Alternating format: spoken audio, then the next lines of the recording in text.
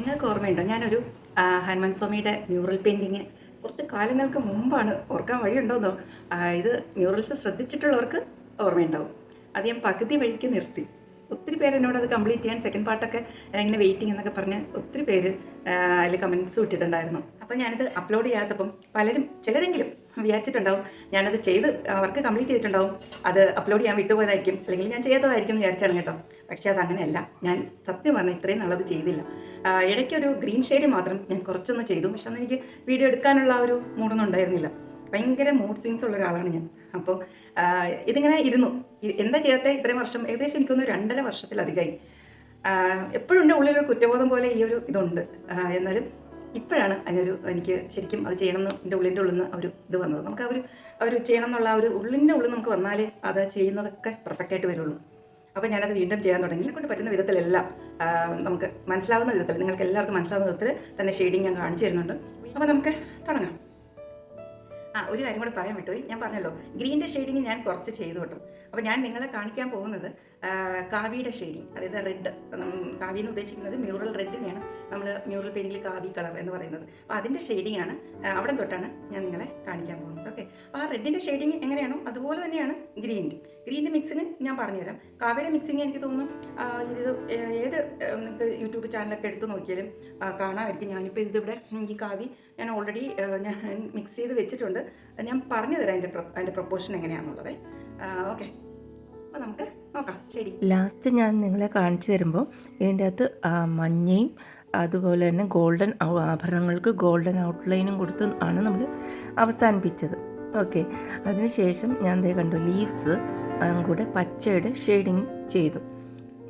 കണ്ടു, ഇതുപോലെ ലീവ്സ് അങ്ങനത്തെ കാര്യങ്ങളെല്ലാം ഞാൻ ഗ്രീൻ്റെ ഷെയ്ഡിങ് മാത്രം ഒരു ദിവസം അല്പം നല്ല മൂഡ് വന്നപ്പോൾ അത് ചെയ്തു. പക്ഷേ ഞാൻ വീഡിയോ എടുത്തില്ല. ഇനി നമ്മൾ ചെയ്യുന്നത് റെഡ്, അതായത് കാവിയുടെ ഷെയ്ഡിങ് ആണ്. അതാണ് ഇപ്പോൾ ഞാൻ നിങ്ങളെ കാണിക്കാൻ പോകുന്നത്. ഇതേ രീതി തന്നെയാണ് പച്ച ഷെയ്ഡിങ്ങിനും നിങ്ങൾ ഫോളോ ചെയ്യേണ്ടത്. ഓക്കെ, ആദ്യം കാവി മിക്സിങ് ഞാൻ പറഞ്ഞു തരാം. കാവി മിക്സ് ചെയ്ത് വെച്ചിരിക്കുന്ന കാവിയിൽ എടുത്ത ശേഷം നമ്മൾ ആ കൊടുത്തിരിക്കുന്ന ഔട്ട്ലൈൻ എവിടെയാണോ നമുക്ക് കാവി കളർ വേണ്ടത് അതിൻ്റെ ആ ബോർഡർ ഇതേപോലെ ബോർഡറിൽ ആദ്യം നല്ല കട്ടിക്ക് തന്നെ കൊടുക്കുക. ഓക്കെ, അതിനുശേഷം നമ്മൾ ബ്രഷ് അല്പം വെള്ളത്തിൽ ഒന്ന് ഡിപ്പ് ചെയ്ത ശേഷം ടിഷ്യൂ പേപ്പറിൽ ഇങ്ങനെ ഒന്ന് അതൊന്ന് തുടച്ചിട്ട് പിന്നെ നമ്മൾ പെയിൻറ്റിൽ മുക്കരുത്. ഓക്കെ, ഇങ്ങനെ താഴേക്ക് വരുമ്പോൾ എന്താ പറ്റുക, ആ ബ്രഷിൽ ഓൾറെഡി പെയിൻറ്റ് കുറവാണല്ലോ, അത് കുറഞ്ഞു വരും. ഇത് കഴിയുമ്പോൾ ഇനി വേണമെങ്കിൽ നമുക്കൊന്നുകൂടെ വെള്ളത്തിൽ മുക്കി ടിഷ്യൂ പേപ്പറിൽ അതേപോലെ ഒന്ന് ആ വെള്ളം കൺട്രോൾ ചെയ്ത ശേഷം ഇതേപോലെ താഴേക്ക് മാത്രം ഇങ്ങനെ ഷെയ്ഡ് ചെയ്ത് വരാം. ഓക്കെ, അപ്പോൾ താഴേക്ക് വരുമ്പോൾ തോറും ബ്രഷിൽ പെയിൻറ്റ് കുറവാണ്, നിങ്ങൾക്കത് മനസ്സിലാവുന്നുണ്ടല്ലോ. നമുക്ക് ഇതിലേറ്റവും ആവശ്യം എന്ന് പറഞ്ഞു കഴിഞ്ഞാൽ, ഇതിൽ നമ്മൾ ഏറ്റവും ഇമ്പോർട്ടൻ്റ് ആയിട്ട് ശ്രദ്ധിക്കേണ്ടത്, നമ്മൾ പെയിൻറ്റ് ചെയ്യുമ്പം ആ ഡാർക്കർ സൈഡിൽ നിന്ന് ലൈറ്റിലേക്ക് ഇങ്ങനെ വരുന്ന ആ ഒരു ട്രാൻസിഷൻ ഉണ്ടല്ലോ, അത് വളരെ സ്മൂത്തായിട്ട് വരണം. ഒരു അതിൻ്റെ ഇടയിലൊരു ബ്രേക്ക്, പകുതി വരെ ഡാർക്കും പകുതി വരെ ലൈറ്റ്, അതായത് നമുക്ക് അത് ആളുകൾക്ക് തിരിച്ചറിയാൻ പാടില്ല. വളരെ നാച്ചുറലായിട്ട് ഡാർക്കിന്ന് ലൈറ്റിലേക്ക് ഇങ്ങനെ ഒരു ഫ്ലോയിൽ വരണം. അപ്പോൾ ഇത് കാണുന്നവർ വിചാരിക്കും ഇത്രയേ ഉള്ളൂ എന്ന് വിചാരിക്കും. ഇത് ചിലപ്പോൾ നമുക്ക് ഒരു പ്രാവശ്യം ഇങ്ങനെ ചെയ്യേണ്ടി വരും. അതൊന്ന് ഡ്രൈ ആയി കഴിഞ്ഞ ശേഷം നമ്മളൊന്ന് നോക്കണം. എപ്പോഴും മ്യൂറൽ അടുത്തുനിന്ന് നോക്കുകയും വേണം, കുറച്ച് ദൂരെ നിന്ന് മാറി നിന്ന് നോക്കണം. അപ്പോഴും നിങ്ങൾക്കത് കറക്റ്റ് അതിൻ്റെ ആ ഒരു ഇത് മനസ്സിലാവുള്ളൂ. അങ്ങനെ എന്തെങ്കിലും നമുക്ക് പോരായ്മ തോന്നുവാണെങ്കിൽ ഇതേപോലെ ഒരു കോട്ടുകൂടെ ഈ പറഞ്ഞ രീതിയിൽ തന്നെ ചെയ്ത് പിന്നെയും ഇതേപോലെ തന്നെ വെള്ളത്തിൽ മുക്കുക. നമുക്ക് ഇത് ഗ്ലാസ്സിൽ ഞാൻ വെള്ളം വെച്ചേക്കുന്നത്, ഇത് ടിഷ്യൂ പേപ്പറിലെ വെള്ളം കൺട്രോൾ ചെയ്തിട്ട് ഇതേപോലെ താഴേക്ക് ചിലപ്പോൾ 2-3 പ്രാവശ്യം നമ്മൾ ഒരേ സ്ഥലം തന്നെ ഇത് ചെയ്യേണ്ടി വരും. ഇത് ചെയ്ത ശേഷം ഈ 3 പ്രാവശ്യവും ചെയ്ത ശേഷവും പിന്നെയും നമ്മുടെ പണി തീരുന്നില്ല. അതിൻ്റെ മുകളിൽ നമുക്ക് ഡോട്ട് ഷെയ്ഡിങ് ചെയ്യേണ്ടതുണ്ട്. ഇത് ഞാനിപ്പം ഫാസ്റ്റായിട്ട് കാണിക്കുവാണേ. ഇതേപോലെ ചെയ്തതാണ് ഇപ്പുറത്തെ സൈഡും. ഇപ്പോൾ ഉണങ്ങി ഞാൻ ഒരു കോട്ട് കൂടെ നേരത്തെ ചെയ്തതുപോലെ തന്നെ ഞാൻ ചെയ്യുവാണ്. ഞാൻ ഇത്രയും ഡീറ്റെയിൽ ആയിട്ട് ഞാൻ പറയുന്നത് വെച്ചാൽ നിങ്ങൾക്ക് കറക്റ്റായിട്ട് മനസ്സിലാവാൻ വേണ്ടിയാണ്. ഷെയ്ഡിങ്ങിൽ ഏറ്റവും അത്യാവശ്യം വേണ്ട എന്താ അറിയാമോ? ക്ഷമ. അതായത് ക്ഷമയില്ലാത്തവർക്ക് ഇത് പറ്റുന്ന പണിയേ അല്ല. കാരണം പെർഫെക്റ്റ് ആയിട്ടുള്ള മീൻസ് ട്രഡീഷണൽ ആയിട്ടുള്ള മ്യൂറലിൻ്റെ ഷെയ്ഡിങ്ങിനെ പറ്റിയാട്ടോ പറയുന്നത്. അതായത് സ്പോട്ട്സ് ഇട്ടിട്ട് നമ്മൾ ഡോട്ട് ഷെയ്ഡിങ് എന്ന് പറയും. അപ്പോൾ ആ ഷെയ്ഡിങ്ങൊക്കെ ശരിക്കും നല്ല ക്ഷമ തന്നെ വേണം. കാരണം ഒരു പ്രാവശ്യം ഡോട്ടിട്ട് പിന്നെ അത് ഉണങ്ങി ഇതെല്ലാം കഴിഞ്ഞിട്ട് അടുത്ത് നമ്മൾ പ്രാവശ്യം അങ്ങനെ എനിക്ക് തോന്നുന്നു ഒരു 10-15 പ്രാവശ്യമെങ്കിലും നമ്മൾ ഒരു സ്പേസ് തന്നെ ഉണങ്ങി പിന്നെയും ഡോട്ടിട്ട് പിന്നെ ഉണങ്ങി ഡോട്ടിട്ട് അങ്ങനെ ചെയ്യേണ്ടി വരും. അപ്പോൾ അതിന് ഏറ്റവും അത്യാവശ്യം ക്ഷമ തന്നെയാണ്. ഇതിനൊരു ഷോർട്ട് കട്ടൊന്നുമില്ല. ഷോർട്ട് കട്ട് ഉണ്ട്. എങ്ങനെയാണെന്നറിയോ, ചിലർ ചെയ്യുന്നത് ഡോട്ട് ഷെയ്ഡിങ് ചെയ്യത്തില്ല, വെറുതെ ഇങ്ങനെ ഔട്ട്ലൈൻ ഇങ്ങനെ വരച്ചിട്ട് ഇങ്ങനെ വെറുതെ അതിലേക്ക് വാട്ടർ വാഷ് ചെയ്തിട്ട് ഇങ്ങനെ സ്പ്രെഡ് ചെയ്ത് അങ്ങനെ ഷെയ്ഡ് ചെയ്യും. അങ്ങനെ ചെയ്യുന്ന ഭാഗങ്ങളുണ്ട്. പക്ഷേ ഫ്രീ ആയിട്ട് കിടക്കുന്ന സ്പേസ് നമ്മൾ ഡോട്ട് ഷെയ്ഡിങ് തന്നെ ചെയ്യുന്നതാണ് അതിൻ്റെ ഒരു വൃത്തിയും അതിൻ്റെ ഒരു ഭംഗി. മ്യൂറൽ എന്ന് പറയുമ്പോൾ ഇറ്റ്സ് ഡിഫറെൻ്റ് അല്ലേ, അതിൻ്റേതായ പ്രത്യേകതകളുണ്ട്. അതിലൊരു പ്രത്യേകതയാണ് ഈ ഡോട്ട് ഷെയ്ഡിങ്. അപ്പോൾ അത് നിങ്ങൾ വിട്ട് കളയരുത്. അത് ഒത്തിരി നിങ്ങൾക്ക് തന്നെ പ്രാക്ടീസ് ചെയ്യാവുന്നുള്ളൂ. വെറുതെ എവിടെയെങ്കിലും ഇങ്ങനെ ക്യാൻവാസിൽ ആവശ്യമില്ലാത്തൊരു പീസ് ഓഫ് ക്യാൻവാസ് എടുത്തിട്ട് അതിൽ തന്നെ ഷെയ്ഡ് ചെയ്ത് പഠിച്ചാൽ പെട്ടെന്ന് നമുക്ക് ആ ഒരു സ്കില്ല് കിട്ടുന്നത്. വലിയ കാര്യമൊന്നുമില്ല, ക്ഷമയാണ് മെയിനായിട്ട് വേണ്ടത്. പിന്നെ കുറച്ചൊരു ആർട്ടിസ്റ്റിക് അതെങ്ങനെയാണ് ഷെയ്ഡിങ് പോകുന്നത്, അതൊക്കെ നമുക്കത് ഷെയ്ഡിങ് തുടങ്ങിയിട്ട് അതിൻ്റെ ഇടയ്ക്കൊക്കെ ഞാൻ പറഞ്ഞുതരാം. ഇനി നമുക്ക് ഈ ഒരു ഭാഗം ഷെയ്ഡ് ചെയ്യാം. ഇതൊരു ക്ലോത്തിൻ്റെ ഭാഗം തന്നെയാണ്. അപ്പം അത് നമുക്ക് നേരത്തെ പറഞ്ഞ രീതിയിൽ ഷെയ്ഡ് ചെയ്യാം. ഇത് അല്പം നീളമുള്ള പോർഷൻ ആയതുകൊണ്ട് ഞാൻ ആ 2 സൈഡിൽ നിന്നും അവിടെ നിന്നും ഇവിടെ നിന്നും ഞാനിങ്ങനെ വരയ്ക്കുന്നുണ്ട്. നിങ്ങളത് ശ്രദ്ധിച്ച് നോക്കിയാൽ കാണാം. അല്ലെങ്കിൽ ഒരു സൈഡിൽ നിന്ന് വരച്ച് ഈ അറ്റം എത്തുമ്പോഴേക്കും പെയിൻറ്റ് കുറയുമല്ലോ, അങ്ങനെ പറ്റില്ല. അപ്പോൾ എല്ലായിടും ഒരുപോലെ ആവാൻ വേണ്ടിയിട്ട് ഞാൻ 2 സൈഡിൽ നിന്നും ഡാർക്കർ ഇത് ചെയ്യുന്നുണ്ട്. അതേപോലെ തന്നെ ഷെയ്ഡിങ്ങും ഞാൻ 2 ഭാഗത്തുനിന്ന് അങ്ങോട്ടും ഇങ്ങോട്ടും ചെയ്യുന്നുണ്ട്.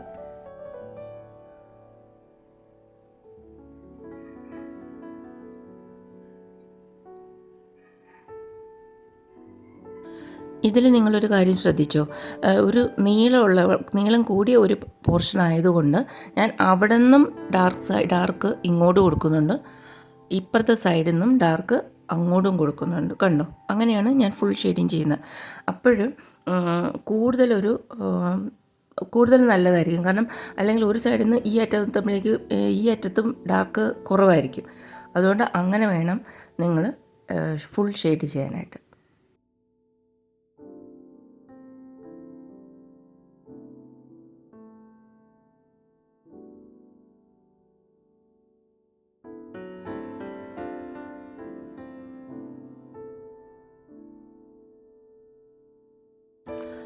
ഇതും ഞാൻ പറഞ്ഞ കണക്ക് ഒരു കോട്ട് ഉണങ്ങിയ ശേഷം ഒന്ന് നോക്കുക. അല്പം ദൂരെ മാറി നിന്ന് തന്നെ നോക്കണം. മ്യൂറൽ എപ്പോഴും അങ്ങനെയാണ് കേട്ടോ, ഞാൻ നോക്കുന്നത്, എനിക്കറിയില്ല. അപ്പോൾ ശരിക്കും ഇംപെർഫെക്ഷൻസ് നമുക്ക് കാണാൻ പറ്റും. അപ്പോൾ നമുക്ക് ഒന്നുകൂടെ ചെയ്യാം. പിന്നെ ഇവിടെ ഒരു ഫ്രീ സ്പേസ് ഉണ്ട്, കണ്ടോ, ഹനുമാൻ്റെ ബോഡിയുടെ ഇടയിലൊരു കൈയുടെയും ഒരു നെഞ്ചിൻ്റെയും ഭാഗത്തിൻ്റെ ഇടയിൽ ഒരു സ്പേസ് ഉണ്ടല്ലോ, അവിടെയും ഇതേപോലൊരു ഷെയ്ഡിങ് ചെയ്യാം. ഇവിടെ ഞാൻ നല്ലൊരു ഉഗ്രൻ അബദ്ധം ചെയ്തിട്ടുണ്ട്, അത് ഞാൻ നിങ്ങളെ കാണിച്ചു തരാം. ഇത് കണ്ടോ, ഞാൻ ആ ബോഡിയുടെ തൊട്ട് ചേർന്നുള്ള കൈയുടെ സൈഡല്ല, മറ്റേ നെഞ്ചിൻ്റെ ആ ഭാഗത്ത് അവിടെയാണ് ഞാൻ ഡാർക്ക് ആദ്യം കൊടുത്തത്. ശരിക്കും പറഞ്ഞാൽ അങ്ങനെ അല്ലായിരുന്നു. നമ്മൾ ബോഡിയുടെ അവിടെ തലയുടെ ഭാഗത്തൊക്കെ ഒരു ഡിവൈൻ ടച്ച് കൊടുക്കാൻ വേണ്ടിയിട്ട് അവിടെയല്ലേ ലൈറ്റ് കൊടുത്തത്.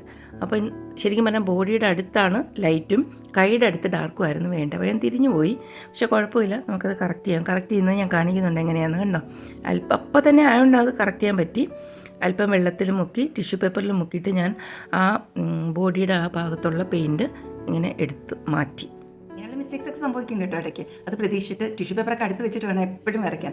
ടു എറിസ് ഹ്യൂമൻ എന്ന് പറയുന്ന കണക്ക് എത്ര വലിയ കലാകാരന്മാർക്കും ചെറിയ അബദ്ധങ്ങളൊക്കെ വരും. പിന്നെയാണോ നമ്മൾ അല്ലേ, നമ്മളെപ്പോലുള്ളവർക്കൊക്കെ അത് വരും. അപ്പോൾ അത് എങ്ങനെയാണ് നമുക്ക് റെക്ടിഫൈ ചെയ്യണം എന്നൊക്കെ ഉള്ളതും ഇടയ്ക്ക് എനിക്ക് പറ്റുന്ന അബദ്ധങ്ങൾ ഞാൻ നിങ്ങൾക്ക് കാണിച്ചു തരാം. ഫസ്റ്റ് മഞ്ഞ കൊടുക്കാൻ നേരത്ത് വിട്ടുപോയ ഒരു പോർഷനാണിത്. ഇത് ശരിക്കും പറഞ്ഞാൽ ഒരു ക്ലോത്തിൻ്റെ ഭാഗം തന്നെയാണ് അല്ലേ, താഴത്തെ ആ ഒരു ചേലയുടെ ഭാഗം തന്നെയാണ്. അപ്പോൾ അത് മാത്രമല്ല, ഇവിടെയും ഞാനൊന്ന് അത് പാർട്ടീഷൻ ചെയ്യാൻ വിട്ടുപോയി. ഇത് കാലാണല്ലോ, അപ്പം ബാക്കി ആ ഭാഗം ആ ചേലയുടെ ഭാഗം തന്നെയാണ്. അപ്പോൾ അവിടെയും കൂടെ മഞ്ഞ കൊടുത്ത ശേഷം നമുക്കവിടെ വേറെ കളറ് കൊടുക്കാനുള്ളതാണ്. ഇത് കാലിൻ്റെ ഉൾവശമാണ്. നല്ല അങ്ങനെ കുഞ്ഞുങ്ങളുടെ കാല് പോലെയാണല്ലോ ദൈവങ്ങളുടെ കാല്, നമ്മൾ അങ്ങനെയാണല്ലോ മ്യൂറൽസിൽ. അപ്പം അവിടെ എന്ത് വെച്ചാൽ നമ്മുടെ കാവി കളർ മിക്സ് ചെയ്തിരിക്കുന്ന ഏറ്റവും വെള്ളം ചേർത്തിട്ട് ഏറ്റവും ലൈറ്റാക്കുക. ഓക്കെ, അങ്ങനെ അവിടെ കൊടുക്കണം. ഞാൻ ഫേസിലും അതേപോലെ തന്നെ കൊടുത്തിട്ടുണ്ട്, വളരെ ലൈറ്റായിട്ട്. ഓക്കെ, പിന്നെ ഇതുപോലെ നേരത്തെ നമ്മൾ കാണിച്ചില്ലേ ഷെയ്ഡിങ്, അതേപോലെ തന്നെ ഞാൻ ഈ കുറച്ച് വലിയ സ്പേസ് ഒഴിഞ്ഞെടുക്കുന്ന അവിടെയൊക്കെ ഇതേപോലെ തന്നെ ഷെയ്ഡിങ് ചെയ്യുന്നുണ്ട്. ഡാർക്കിൽ നിന്ന് ലൈറ്റാക്കി ഇങ്ങനെ വരുന്നുണ്ട്. അതിപ്പോൾ ഒരു വലിയ സ്പേസ് ആയതുകൊണ്ട് 2 സൈഡിൽ നിന്നും ഇങ്ങനെ കവറപ്പ് ചെയ്ത് അങ്ങനെ വരിക. ഞാൻ ഈ സൗണ്ട് കൊടുക്കുന്നത് രാവിലെ ഒരു 4:30-5 ആ ഒരു ടൈമിലാണ്. അതാണ് എൻ്റെ സൗണ്ട് ഇങ്ങനെ ക്രാന്നിരിക്കുന്നത് കേട്ടോ. ഇവിടെയും നമ്മൾ വളരെ ലൈറ്റ് ഷെയ്ഡായിട്ട്, വളരെ എന്നുവെച്ചാൽ ജസ്റ്റ് ഒരു വാട്ടർ വാഷ് ചെയ്യുന്ന പോലെ, അതായത് ഒരു ഔട്ട്ലൈൻ കൊടുത്തിട്ട് വളരെ ലൈറ്റായിട്ട് ഇങ്ങനെ ചെയ്ത് വരികയാണ്. ഇത് എപ്പോഴും നമ്മൾ ഔട്ട്ലൈൻ ആണെങ്കിൽ എന്തിനാണ് പെയിൻ്റ് എടുക്കുമ്പോൾ നന്നായിട്ട് മിക്സ് ചെയ്തിട്ട് വേണം എടുക്കാനായിട്ട്. ഇനി ഞാൻ ഡോട്ട് പെയിൻറ്റിങ് എങ്ങനെയാണെന്ന് കാണിച്ചു തരാം. ഒരു 2-3 ബ്രഷിൽ ഒന്ന് ഡിപ്പ് ചെയ്തിട്ട് 2-3 ഡ്രോപ്പ് എടുക്കുക. അതിൽ കുറച്ച് വെള്ളം ആഡ് ചെയ്തിട്ട് കുറച്ചൊന്ന് ലൈറ്റാക്കിയ ശേഷമാണ് നമ്മൾ എപ്പോഴും ഡോട്ട് പെയിൻറ്റിങ് ചെയ്യുന്നത്. എപ്പോഴും ടിഷ്യൂ പേപ്പർ നിങ്ങളുടെ തൊട്ടടുത്ത് തന്നെ വേണം.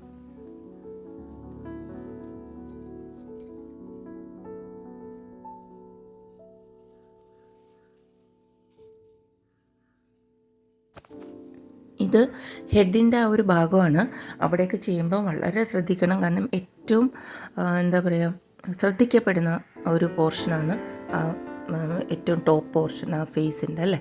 അപ്പോൾ ഞാൻ ഇതുപോലെയാണ് ഡോട്ട് പെയിൻറ്റിങ് എന്ന് പറയുന്നത്. ഇതുപോലെയാണ് ജസ്റ്റ് ഒരു ഔട്ട്ലൈൻ ഇങ്ങനെ വരച്ചിട്ട് അതിൽ നിന്ന് താഴേക്ക് ഇങ്ങനെ കുഞ്ഞു ഡോട്ട്. അത് ഏറ്റവും ക്ഷമ ആവശ്യമുള്ള ഒരു പ്രോസസ്സാണ് ഈ ഡോട്ട് ഷെയ്ഡിങ്. ഈ ഡോട്ട് ഷെയ്ഡിങ് ചെയ്യുമ്പോഴും ശ്രദ്ധിക്കേണ്ടത് ബോർഡറിൽ എപ്പോഴും ഡാർക്കും കുറച്ചുകൂടെ താഴേക്ക് വരുമ്പം ഇങ്ങനെ ലൈറ്റർ ഷെയ്ഡിലേക്ക് ആയി വരണം. അത് നമ്മൾ പെയിൻറ്റും വെള്ളവും അതിൻ്റെ ഒരു കോമ്പിനേഷൻ കൺട്രോൾ ചെയ്ത് ടിഷ്യൂ പേപ്പർ വെച്ച് കൺട്രോൾ ചെയ്ത ശേഷമാണ് നമ്മളിങ്ങനെ ചെയ്യുന്നത്. ഇത് നിങ്ങൾ ശരിക്കും ചെയ്ത് പഠിച്ചാൽ മാത്രമേ ഇതെനിക്ക് കാണിച്ചു തരാനേ പറ്റുള്ളൂ. നിങ്ങൾ ആവശ്യമില്ലാത്തൊരു ക്യാൻവാസ് എടുക്കുക, ഇതുപോലെ ചെയ്ത് പഠിക്കുക. ഈ ഭാഗം ഞാൻ കഴിഞ്ഞ ഇതിൽ പറഞ്ഞ് നിങ്ങൾ ഓർക്കുന്നുണ്ടോയെന്ന് അറിയില്ല. നമ്മൾ ദൈവങ്ങളുടെ തലയ്ക്ക് ചുറ്റും നമ്മളൊരു ഹാലോ പോലെ ഇങ്ങനെ കൊടുക്കില്ല, അത് ദൂരെ നിന്ന് കാണാൻ നല്ല ഭംഗിയായിരിക്കും. അപ്പം അവിടെ എപ്പോഴും ഇങ്ങനെ ഒഴിച്ചിടുകയും അതിനോട് ചേർന്നിരിക്കുന്ന ഭാഗവും അത്ര ഡാർക്കാക്കി കൊടുക്കാതെ ഇതേപോലെ ലൈറ്റായിട്ട്, അതായത് ബോർഡറിൻ്റെ ഭാഗമാണ് നിങ്ങൾക്ക് കാണുമ്പോൾ അറിയാമല്ലോ, അവിടെ ഡാർക്കും ഇങ്ങോട്ട് വരുന്ന തോറും ഫേസിൻ്റെ അടുത്തേക്ക് വരുന്നതോറും ലൈറ്റായി വന്നുകൊണ്ടിരിക്കും. ഒരു ഏകദേശം ഐഡിയ കിട്ടുന്നില്ലേ ഇപ്പോൾ? ചക്കരയുടെ വാല് അത് കളർ കൊടുക്കാൻ മറന്നുപോയി. ഞാനിങ്ങനെ പലതും വിളിക്കും കേട്ടോ, സ്നേഹം കൊണ്ട്. അത് ഭഗവാനറിയാം. പിന്നെ അതിൽ നമ്മൾ യെല്ലോ കൊടുക്കണ്ട. യെല്ലോ കൊടുക്കാതെ തന്നെ ആ കാവിയുടെ ലൈറ്റ് കൊണ്ട് വയ്ക്കുക. അവിടെ നമുക്ക് ബ്ലാക്ക് കൂടെ, വാലല്ലേ, ഹെയർ അല്ലേ, അപ്പം ബ്ലാക്ക് കളർ കൊടുക്കാനുള്ളതാണ്. ഓക്കെ, എനിക്കിവിടെ ഒരു ചേഞ്ചിന് വേണ്ടിയിട്ട് ഞാനിവിടെ പ്രഷ്യൻ ബ്ലൂവിൽ ആണ് ഞാൻ കൊടുക്കുന്നത്. ഇവിടെ ആ ചേലയുടെ ഞാൻ നേരത്തെ വിട്ടുപോയ പോർഷനില്ലേ, അവിടെ ഞാൻ പ്രഷ്യൻ ബ്ലൂ ആണ് ഞാൻ കൊടുക്കുന്നത്. അതിൽ ഞാൻ ഒന്നും മിക്സ് ചെയ്തിട്ടില്ല കേട്ടോ. പ്രഷ്യൻ ബ്ലൂവിൽ അല്പം ഇത്തിരി വെള്ളം ചേർത്ത്, വേറെ ഒരു കളറും ചേർത്തില്ല. ഇപ്പം എനിക്ക് അവിടെ ഒരു അബദ്ധം പറ്റിയത് കണ്ടോ, ഇപ്പുറത്തെ സൈഡിലേക്ക് ആ ബ്ലൂ പടർന്നിരുന്നു. ഞാനപ്പോൾ തന്നെ ടിഷ്യൂ പേപ്പർ വെച്ച് അത് കറക്റ്റും ചെയ്തു. നിങ്ങൾ കണ്ടു കാണുമെന്ന് വിചാരിക്കുന്നു. അതുകൊണ്ട് അപ്പം തന്നെയാണെങ്കിൽ നമുക്ക് ഒരു തെറ്റ് വന്നാലും നമുക്കത് കറക്റ്റ് ചെയ്യാം. അതുകൊണ്ടാണ് ഞാൻ ടിഷ്യൂ പേപ്പർ എപ്പോഴും പറയുന്നത്. ഇപ്പം നോക്കിയേ, നല്ല രസമല്ലേ? ഒരു 75% ആയിട്ടുള്ളൂ, ഇനിയും കിടക്കുന്ന പണി.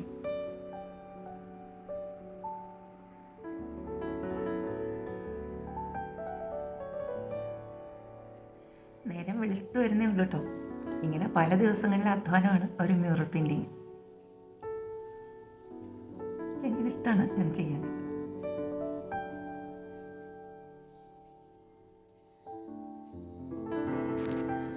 പിന്നെ ഇവിടെ സ്കെച്ച് നമ്മൾ വരച്ചപ്പോൾ തന്നെ വിട്ടുപോയോ എന്നിട്ട് കാര്യം, കിരീടത്തിലൊക്കെ ഞാൻ ഇങ്ങനെ ചെയ്യുവാണ്. ചെറിയ പൂക്കൾ വെറുതെ വരച്ചാൽ മതി. ഓക്കെ, ഇതൊക്കെ ജ്വൽസും അങ്ങനെയായിട്ട് ചെയ്യേണ്ടതാണ്. ഇനി അവിടെ നമ്മൾ കാവ്യ കൊണ്ട് ഔട്ട്ലൈനും കൊടുക്കണം. ആദ്യം വിട്ടുപോയതാണ് ഞാൻ, അതാ പറഞ്ഞത്. ഇതൊക്കെ ഇങ്ങനെ ചില കാര്യങ്ങളൊക്കെ ഞാൻ വിട്ടുപോയിട്ടുണ്ട്, അപ്പോൾ അതൊക്കെ ഇനി ചെയ്യണം. ഇപ്പോഴും ഒരു 75% വർക്കേ കംപ്ലീറ്റ് ആയിട്ടുള്ളൂ. നമുക്കിനി ഇതിന് ബാക്കി ഞാൻ വിട്ടുപോയ പോർഷൻസ് ചെയ്യണം. അതേപോലെ തന്നെ ബ്ലാക്ക് ഔട്ട്ലൈൻ ചെയ്യണം. അങ്ങനെ ഒത്തിരി കാര്യങ്ങളുണ്ട്. അപ്പോൾ ഈ ഒരു വീഡിയോ ഞാൻ എസ്പെഷ്യലി ഡെഡിക്കേറ്റ് ചെയ്യുന്നത് ശോഭ, അതേപോലെ തന്നെ ശ്രീപ്രിയ ഒത്തിരി പ്രാവശ്യം അവർ സെക്കൻഡ് പാർട്ട് വേഗം കാണിച്ചതാന്നൊക്കെ പറഞ്ഞ കുട്ടികളാണ്. അപ്പം എനിക്കത് ചെയ്യാൻ പറ്റാത്തതിന് ഒന്നുകൂടെ സോറി. അപ്പോൾ ഈ ഒരു ട്യൂട്ടോറിയൽ നിങ്ങൾക്ക് യൂസ്ഫുൾ ആയെന്ന് ഞാൻ വിചാരിക്കുവാണേ.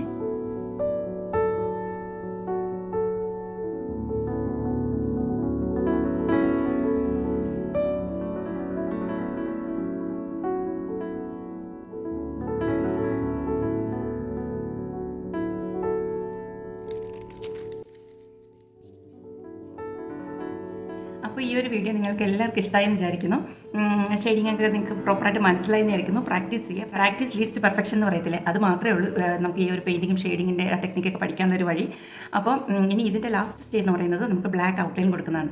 അപ്പോഴാണ് ഈ ഒരു ചിത്രം അതിൻ്റെ പൂർണ്ണ രൂപത്തിലെത്തുള്ളൂ. ഏറ്റവും അവസാനം എന്താണ്, ഞാൻ പണ്ട് പറഞ്ഞിട്ടുണ്ട്, മിഴി തുറക്കൽ, കണ്ണ് നമ്മൾ വരയ്ക്കും. ആ കണ്ണ് കൂടെ കറുപ്പിലങ്ങ് വരയ്ക്കുമ്പോൾ ഉണ്ടല്ലോ ഈ ചിത്രത്തിന് ജീവൻ വയ്ക്കും. അത് നമുക്ക് അടുത്ത ഒരു ഭാഗമായിട്ട് കാണാം. അല്ലെങ്കിൽ ഇത് ഒത്തിരി ലെങ്തി ആയിപ്പോൾ. ഓക്കെ, അപ്പം ഞാൻ പ്രോമിസ് ചെയ്യുന്നു ഇത് ഉടനെ തന്നെ ഇടാം. ഇനി ഞാൻ വെച്ച് താമസിപ്പിക്കത്തില്ല. വിതിൻ ഒരു 2 ആഴ്ചക്കുള്ളിൽ എന്തായാലും അത് ഞാൻ പോസ്റ്റ് ചെയ്യാം. Okay, see soon.